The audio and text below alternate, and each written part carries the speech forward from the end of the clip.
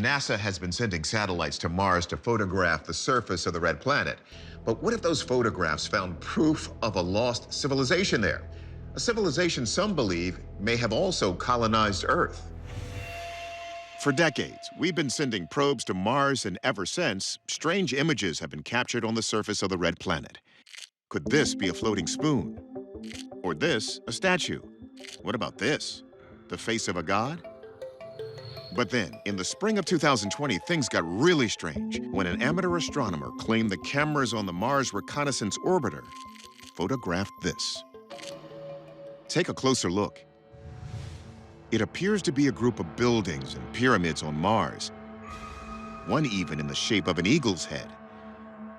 George Haas is the director of the Esoteric Cydonia Institute. He believes this could be evidence of an ancient civilization on Mars. The first structure to get my attention is this four-sided pyramid that has a conjoined mound at the top. These are large geoglyphic formations that show intelligent design. All kinds of formations that appears to be a city. George also believes these Martian pyramids are eerily similar to the ancient Mayan pyramids in Mexico.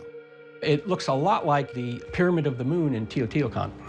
You have a four-sided pyramid with this platform or porch that's jutted off the one end of the pyramid. And they're almost identical. Forensic investigator Chase Klotsky says there's a case to be made for past life on Mars. There is physical evidence, scientific evidence, that there was once water on Mars. So if the water was there, it easily could have supported civilization. So where did the Martians go? One popular theory, they were destroyed by nuclear war. The possible evidence? Atmospheric traces of an element called xenon-129.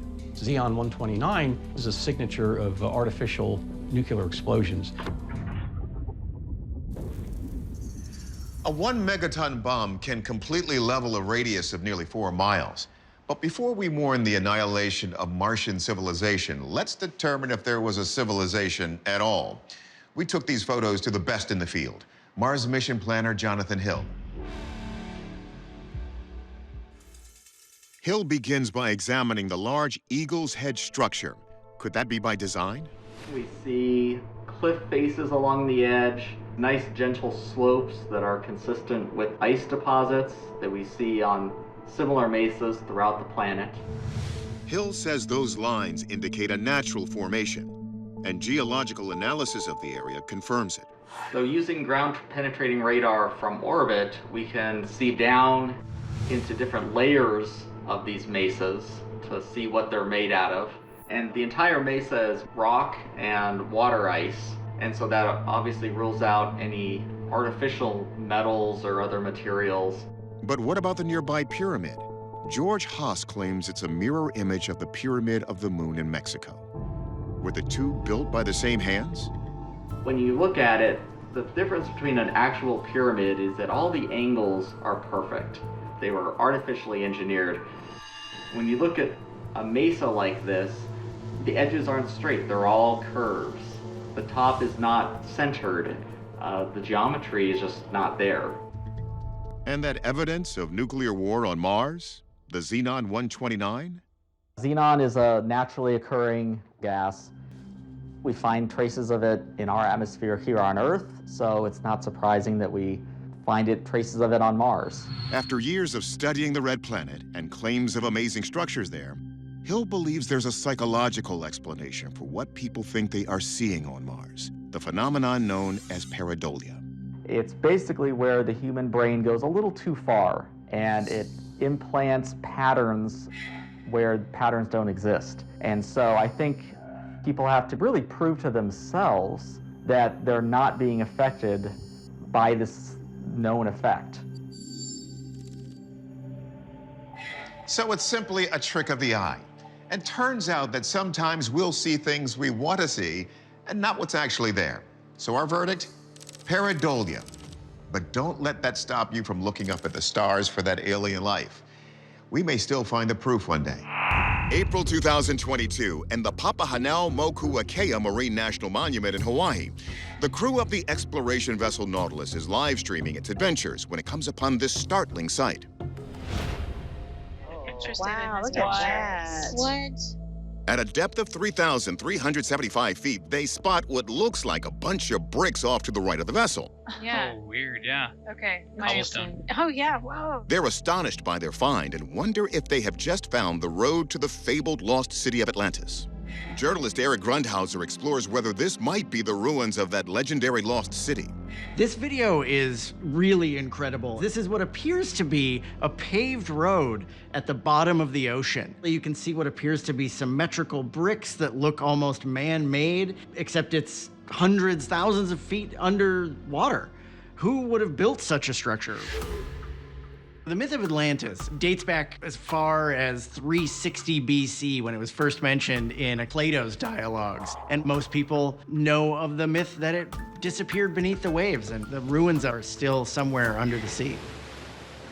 According to the legends, Atlantis became so powerful and had waged war on so many of its neighboring cultures that Zeus himself decided to sink the nation, to make the Atlanteans pay for their hubris. Grundhauser then wonders if this find could be remains of a landmass swallowed by the sea long ago. Another popular theory about the origins of this supposed road are that it is the remnants of a culture that existed on what is sometimes called the 8th continent, known as Zealandia. Zealandia broke off of a much larger supercontinent known as Gondwanaland. Could this bit of road have belonged to a civilization that existed millions of years ago, long before Zealandia fell beneath the waters of the Pacific Ocean? Legends of sunken civilizations appear in cultures all over the world, from Japan to Scandinavia. Atlantis, the island subcontinent, was supposedly submerged beneath the water somewhere past Gibraltar. Could that have been as far away as Hawaii? Let's turn to our experts to clear the waters. Anthropologist Kathy Strain dives into the Zealandia theory. Zealandia has been submerged for over 23 million years. Humans were not around that long ago, so the technology to build roads like this is only about a couple thousand years ago. So we know that this is not possible to be related to that continent. Of course, another pre-human civilization could have existed on Zealandia and built roads, but we have nothing yet to corroborate that theory. Next, Strain weighs in on whether this road could be connected to the lost city of Atlantis. Ancient cities that had these kind of thoroughfares always had lots of elaborate other artifacts along the pathway. You want to just show off your wealth. And so you would have foundations of structures, you would have pillars, you would have statues, you'd have some archways. And those things would have been very heavy. The wave action, time would not erase that. You'd at least see some remnants of it. So the absence of other artifacts appears to rule that out. Then what are we looking at here? NASA geologist Dr. Bob Anderson has a theory. This is simply a layer of sulfur on the ocean floor. This is just one area of sulfur that formed like a road. The yellow is not really a gold color, it's a yellow color. It was formed coming out of a hydrothermal vent. We see it on Earth, we see it in deserts, we see it wherever the sulfur deposits are located, especially around volcanoes or hydrothermal vents. We see sulfur on some of these deposits on Mars. But what about those strange brick patterns, so reminiscent of old cobblestone roadways? That's pretty common in these areas where you have a very thin layer that breaks because of something on top of it. It'll break into these very nice patterns on the sides. You can see it on this side too. But then when you get into the center, you'll see it's more just diffused and broken up. And that's usually because of that it's an uneven topography underneath of it that's causing this break.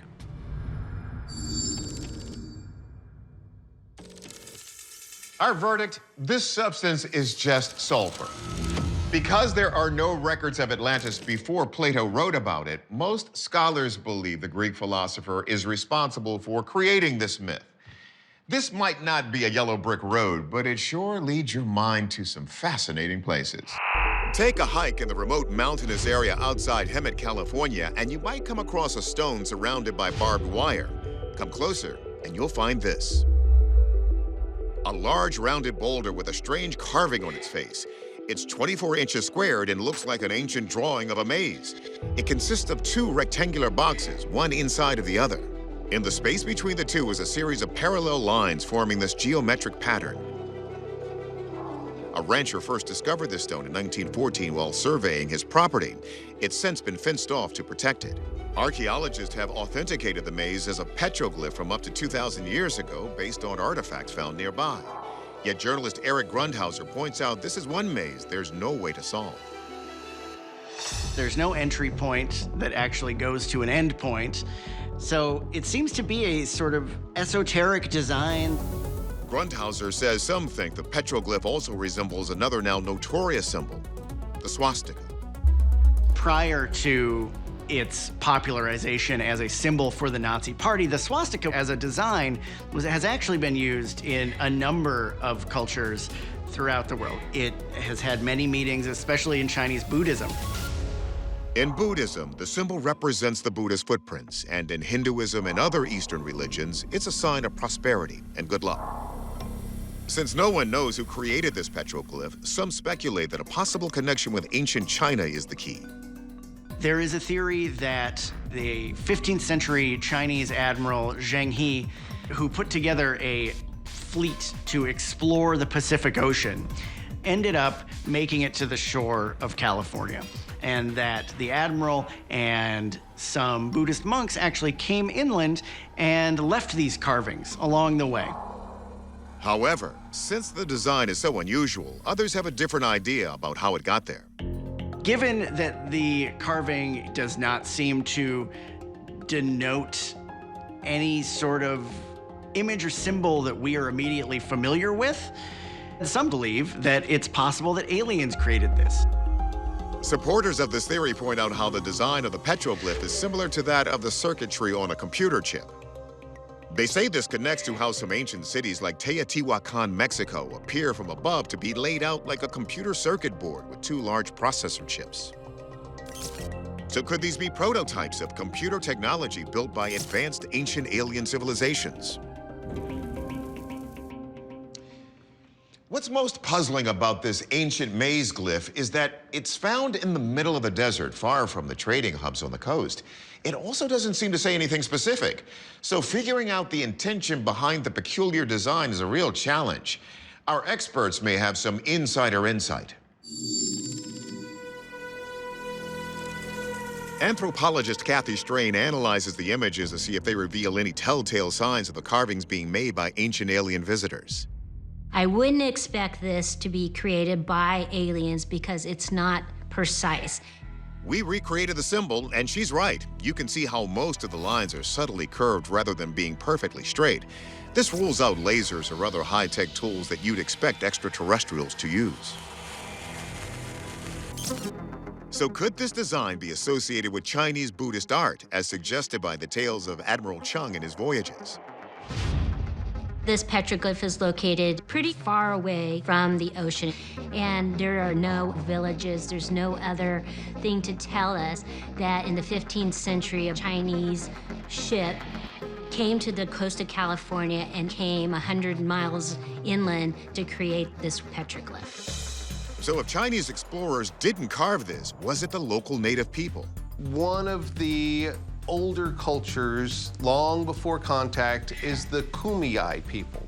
Along the coast where this culture lived are other examples of maze-like petroglyphs. We call it the Rancho Bernardo style.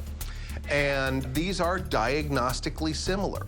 We know this culture was trading back and forth, perhaps even 100 miles inland. So that is probably the best possibility. Based on the other ones that we know that are in about 120-mile radius, I believe that they are boundary markers that denote whoever's territory that was.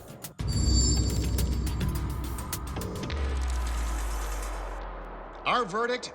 The Hemet Maze Stone was likely created by an indigenous group that would have lived in the area many centuries ago, possibly the Kumeyaay. But the petroglyph's meaning and purpose still remain mysteries.